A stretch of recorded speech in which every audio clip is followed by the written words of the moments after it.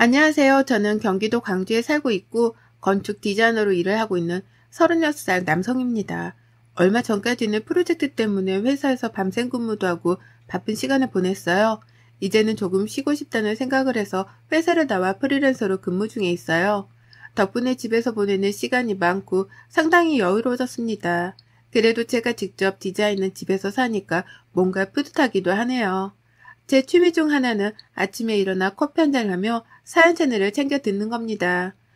그동안 지난 날을 잊기 위해 잠도 포기하며 정신없는 회사 생활을 하다 보니 몸과 마음이 지치더라고요. 광주에 내려온 지도 벌써 3년째네요.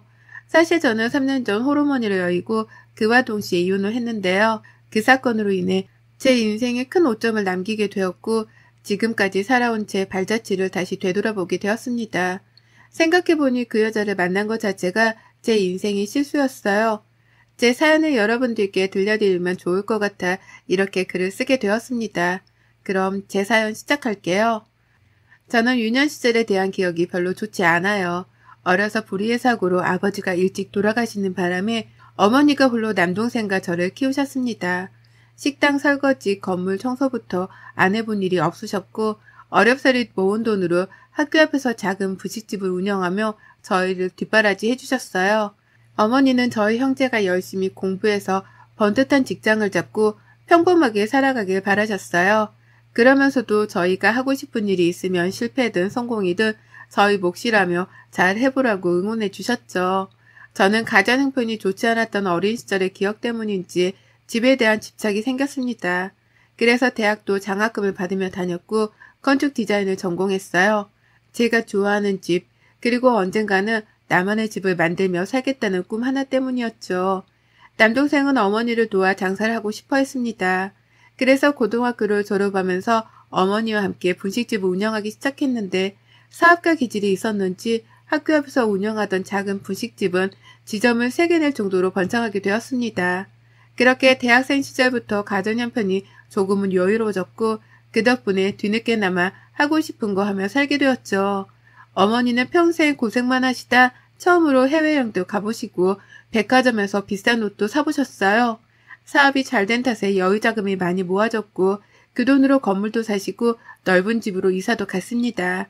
나중에 저희가 결혼하면 하나씩 나눠주신다고 저희 몫으로도 아파트도 구매해 주셨어요. 그러다 제가 대학을 졸업하고 우연히 강남에 있는 한 건축회사에서 근무하게 되었습니다. 디자인 감각이 좋다며 칭찬을 받던 저는 신입인데도 불구하고 프로젝트에 참여해서 좋은 성과를 내게 되었어요. 처음으로 제가 디자인에 참여한 건물이 세워지니 어찌나 뿌듯하던지요. 덕분에 사회생활을 시작한 지 얼마 안 되어 많은 인센티브도 받고 실력을 인정받게 되었습니다. 전국 건축 디자인 대회에서 입상을 하기도 하고 차근차근 커리어를 쌓아가던 중 회사 동료의 소개로 소개팅을 하게 되었어요. 이제는 슬슬 연애도 하고 결혼도 생각해야 하지 않냐면서요. 그렇게 회사 동료 그리고 그 여자와 저 이렇게 셋이 저녁 식사를 하게 되었습니다. 이런저런 이야기를 하다 보니 회사 동료가 제 자랑을 하며 저희 집이 돈이 많다는 이야기를 하더라고요. 회사 동료가 먼저 자리를 뜨고 저와 그 여자는 커피 한 잔을 더 하기로 하고 자리를 옮겼어요. 표정이 밝고 성격도 털털했던 그 여자는 저에게 이것저것 묻기 시작하더군요. 취조하는 듯한 기분이 들었지만 애프장하고 호감형이었던 그 여자에게 첫눈에 반했던 저는 있는 그대로 말을 다 해주었습니다. 지금 생각해보면 정말 바보 같은 짓이었죠. 그렇게 연락처를 주고받고 3개월 정도 만나다가 본격적인 연애를 시작하게 되었습니다. 1년 정도 연애를 하고 20대 후반에 접어들면서 여자친구는 결혼도 생각해야 하지 않냐길래 30 전에 결혼하기로 마음먹고 양가 집안에 인사를 드리기로 했습니다. 저희 엄마와 남동생은 새로운 식구가 생긴다는 것에 대한 기대감이 크셨어요. 하루빨리 가족을 만들어 안정된 삶을 살기를 바라시기도 했고요. 여자친구의 집은 평범한 그 자체였습니다. 아파트 경비 일을 하고 계시는 예비 장인어른과 가정주부이신 예비 장모님, 결혼을 준비하며 엄마가 미리 마련해 주신 집이 있었기에 혼수만 준비하면 되는 문제여서 양가 집안의 간단한 예단, 그리고 저희 결혼 반지와 신혼살림과 혼수들을 준비하며 바쁜 나날을 보냈습니다. 그렇게 저희는 상견례까지 무사히 마치고 양가 집안의 축복 속에 결혼식을 올리게 되었어요. 고등학교를 졸업하며 일만 해왔던 와이프는 이제는 조금 쉬고 싶다며 회사를 그만두더라고요. 돈이야 제가 벌면 그만이고 섭섭지 않게 인센티브도 받고 하면 월급이 700 정도는 되었거든요. 둘이 먹고 사는데 문제는 없었기에 선뜻 그러라고 했죠. 사업을 동생이 맡아서 하게 되었고 와이프가 회사를 그만두면서 처음에는 엄마와 백화점으로 쇼핑도 다니고 맛집도 다니면서 친모녀처럼 잘 지내더라고요. 남동생과도 사이가 좋았고 양가 집안이 함께 여행 다닐 정도로 가까운 사이가 되었어요. 집에만 있기 답답하다며 필라테스도 끊고 요가도 다니고 한 번은 친구들과 1박 2일, 어쩔 땐 동남아나 일본으로 여행을 다녀오기도 했습니다. 그때까지만 해도 사랑하니까 집에서 내조를 잘해주니까 그 정도는 해도 되겠지 생각했어요. 하지만 시간이 지날수록 점점 사치도 과해지고 요구하는 게 늘어나더라고요. 제 월급을 관리하겠던 제가 미친놈이었습니다. 그래도 제법 많은 돈이 모여있어야 할 제 통장이 생각지도 못할 정도의 적은 액수가 들어있더군요. 다행히 인센티브는 별도의 통장에 넣어두어 관리하고 있던 탓에 그나마 다행이었죠. 집에서 살림하고 일도 안 다니는 사람이 도대체 돈을 어디에 쓰는 거야? 통장에 돈이 왜 이것밖에 없어? 매번 사먹는 것도 그렇다 쳐. 그렇다고 이렇게 돈이 없단 말이야? 당신 지금 나 돈 안 버는 주제에 쓰기만 한다고 무시하는 거야? 생각보다 돈이 얼마나 많이 드는지 알아? 나 운동도 다니고 하고 싶은 거 하라며. 그래서 여행도 다니고 사고 싶은 것도 사고 자기 것도 사오고 그러잖아. 뭐가 문제야? 쪼달리는 것도 아닌데. 여보, 내 말은 그게 아니라 어느 정도는 계획성 있게 돈을 써야 한다는 거야. 나중에라도 우리 아이 생기면 그때는 돈이 더 들어갈 텐데 아껴 써야지. 기분 나빴다며 미안해. 그런 의도는 아니었어. 제가 너무 돈에 예민하게 구는 것 같아 몇 번의 말다툼도 있었지만 잘 넘어갔어요. 그러다 제 인생에 검은 구름이 들이오기 시작했습니다. 건강하시던 엄마가 1년에 한 번 받으시던 건강검진을 받으셨는데 췌장암 4기 판정을 받으셨어요. 평소에 여행도 잘 다니시고 젊은 사람들도 하기 힘든 크로스핏도 다니시고 건강하게 사셨거든요. 그런데 하루아침에 암 판정을 받으시니 모두가 충격이었어요. 최근에 피로감도 많이 느끼시고 소화가 잘 되지 않았던 경우가 많으셨는데 그냥 일시적인 현상이라 생각했는데 증상이 오래가는 것 같아 이번에는 안 하던 내시경까지 했었거든요. 췌장암 자체가 초기에 발견될 가능성도 낮고 이미 주변 장기에 전이가 시작되어서 길어야 1년이라는 절망적인 말을 듣게 되었습니다. 어머니는 아들들 다 키워놓고 잘 살 수 있게 기반을 닦아놓았으니 지금 당장 죽어도 여한은 없다고 하셨지만 홀로 방 안에서 몰래 우시는 모습을 본 저는 가슴이 아프더군요. 그동안 열심히 사셨던 것에 대한 보답이 겨우 이건가 하는 생각도 들었고요. 그렇게 하루하루가 지나면서 어머니도 쇠약해지셨고 보살핌이 필요한 상황이 되었습니다. 남동생은 결혼을 앞두고 있었고 엄마는 저희에게 짐이 될 수 없다며 요양원에 가겠다고 하시더군요. 그런데 웬일인지 와이프가 어머니를 모시겠다고 하는 겁니다. 여보, 어머니 우리가 모시자. 그동안 고생하신 거 다 아는데 어떻게 요양원 같은 데 보내. 어머니도 사람이고 여자신데 그래도 가족들 곁에 계시는 게 낫지. 내가 잘 돌봐드릴 테니까 걱정 마. 당신 정말 우리 엄마 잘 모실 수 있겠어? 생각해주는 것만으로도 고마운데 정말 고마워. 당신이 선뜻 모시자고 할 줄은 몰랐어. 정말 고마워. 남도 아니고 어머니시잖아. 당연히 우리가 모셔야지. 그렇게 엄마를 모시고 살게 된 저희는 정말 살뜰히 보살펴드렸습니다. 와이프도 엄마가 불편하지 않게 최대한 맞춰드리며 보양식도 해드리고 살뜰히 살피더라고요. 그렇게 반년 정도가 지났을까 와이프도 힘들 것 같아서 주말에는 내가 엄마를 케어할 테니 외출하고 오라고 했습니다. 근데 그게 잘못이었을까요? 주말마다 외출하는 건 너무나도 당연해지기 시작했습니다. 어디서 무얼 하는지 모르겠지만 제가 금요일에 퇴근하기를 목 빠지게 기다리다가 제가 오자마자 바로 나가기 일쑤였어요. 처음에는 힘드니까 그러려니 했는데 점점 시간이 지날수록 저는 찜찜함을 감추지 못했죠. 그러다 엄마의 상태가 갑자기 안 좋아져서 중환자실에 입원하게 되셨어요. 갑자기 혈압이 오른다거나 구토를 자주 하시기도 해서 상당히 지쳐 계셨거든요. 의사는 말기 환자의 흔한 증상인데 몸이 많이 쇠약해져 있는 상태다 보니 입원해서 경과를 지켜봐야 한다고 했습니다. 최악의 경우 마음의 준비까지 해야 한다는 말에 저희는 엄마를 잃을까 겁이 났어요. 그러는 와중에도 와이프는 꾸준히 주말마다 어디론가 가서 휴식을 즐기다 왔습니다. 엄마가 언제 돌아가실지 모르는 상황에 주말마다 연락까지 끊기다시피 하며 시간을 보내고 오는 와이프가 이제는 조금 미워지기 시작하더라고요. 그래도 좋은 게 좋은 거라고 남동생도 그동안 형수 고생했으니 냅두라길래 겨우 참았죠. 어느 날이었습니다. 남동생도 장사 때문에 병원에 오지 못하고 제가 회사에 급한 일이 생겨 주말에 출근을 해야 했어요. 간병인에게 엄마를 맡기고 회사에 출근해서 일을 하고 있는데 같이 근무하는 회사 동료에게 연락이 오는 겁니다. 여보세요, 김 팀장님. 주말에 무슨 일이세요? 지난번 말씀해주신 디자인 어제 보내드렸는데 문제 있나요? 아니, 그게 아니라 혹시 박 팀장 지금 어디야? 저요? 저는 회사죠.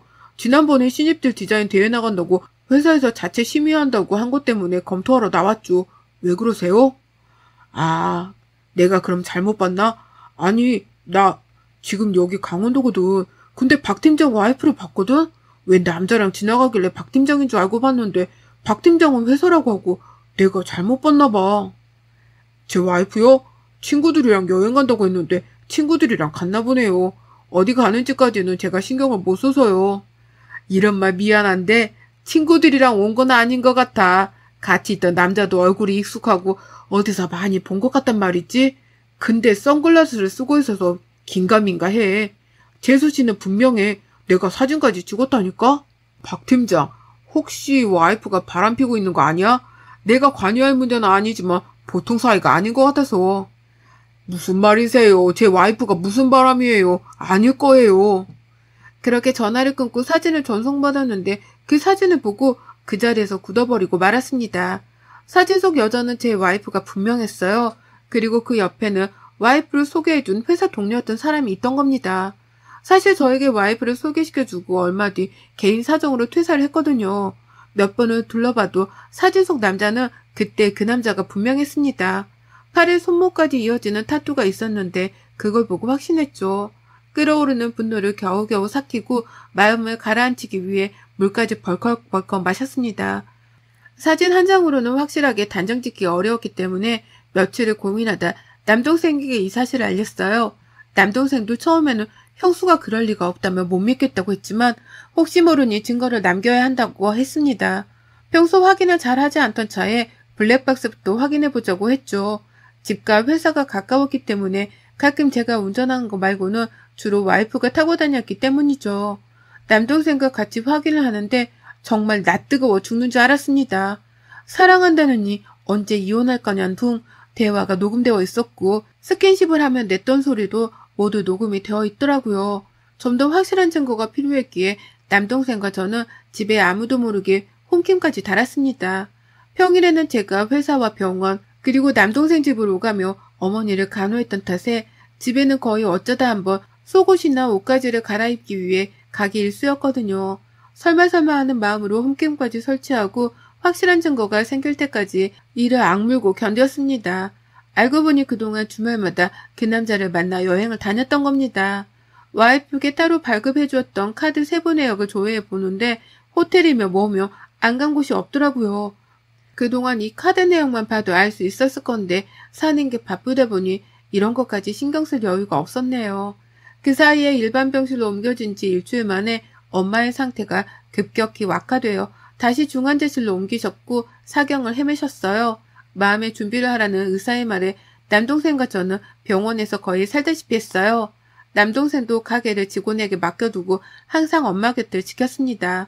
그 와중에도 주말이 되면 와이프는 친구들을 만나는지 그놈을 만나는지 알 수가 없었지만 자리를 비웠죠. 어느 때처럼 주말에 친정으로 가서 쉬고 오겠다며 나가더라고요. 남동생과 병원 식당에서 저녁을 해결하고 휴대폰에 연결해둔 홈캠을 우연히 보게 되었어요. 분명 친정에 간다고 했던 와이프는 집에 있었고 침대에 누워 TV를 보다가 휴대폰도 하다가 그러더라고요. 뭐 별거 안 하네 하고 휴대폰을 끄려는 찰나 와이프 옆에 누군가 눕는 겁니다. 경악을 금치 못했어요. 곧이어 그 남자와 와이프가 침대에서 뒹구는데 정말 피가 거꾸로 솟더라고요. 신혼집 안방에서 보는 그 모습에 온몸이 덜덜 떨렸습니다.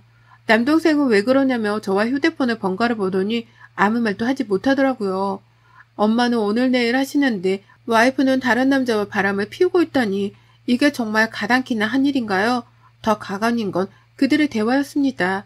음성까지 들리는 기능이 있었기에 저는 그들이 나누는 대화를 듣고 뒷목을 잡을 수밖에 없었어요. 자기야, 자기 시어머니 오늘 내일 하신다며 언제 이혼할 거야? 이혼? 아직 멀었지. 일단 어머니가 돌아가시던 해야 이혼을 하지. 지금도 아슬아슬한데 이혼하더라도 내 몫은 챙기고 이혼해야지 않겠어? 그래도 유일한 며느리인데 죽기 전에 뭐라도 남겨주겠지. 돈 많은 집이니 나한테도 떨어지는 게 있을 거야. 내가 왜 그 병수발을 들었는데. 그렇지. 자기가 그렇게 개고생했는데 콩고물에도 있어야지. 내가 왜 얘를 자기한테 소개시켜줬는지 알아? 같이 술 먹는데 좀 친해졌다고 지 이야기를 아주 술술 하더라고. 그 사거리 앞에 떡볶이집 알지?